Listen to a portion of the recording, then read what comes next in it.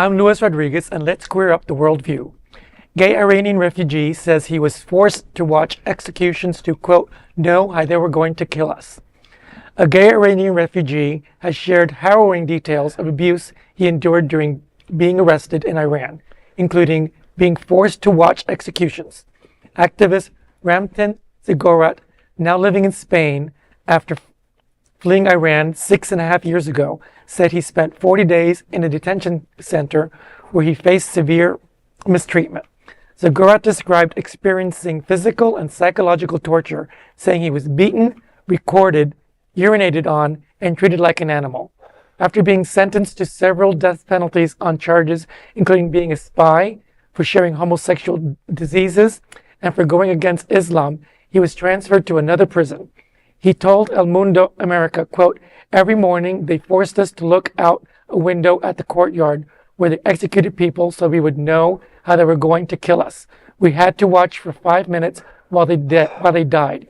If we closed our eyes, they would beat us. I still have nightmares about that, unquote. Zigorat eventually escaped Iran with help from his family. And this is not isolated. He's not the only one. He's lucky that he had family support to get out and to be able to tell the story.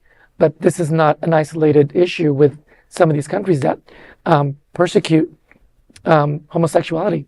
It's horrific. And, you know, for as many troubles as we do have in this country and in this state at times, seeing this sort of story, as you just reported, really is sobering, because we have to realize we don't have it anywhere near as bad as we think. Right.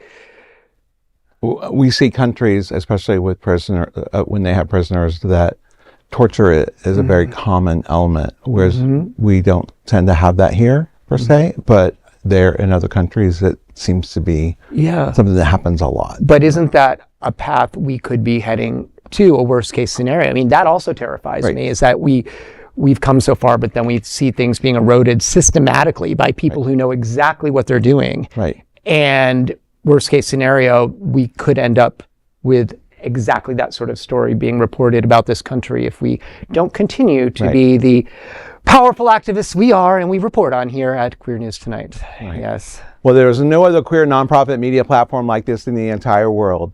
Support our LGBTQ stories by sharing them and subscribing to Queer News Tonight.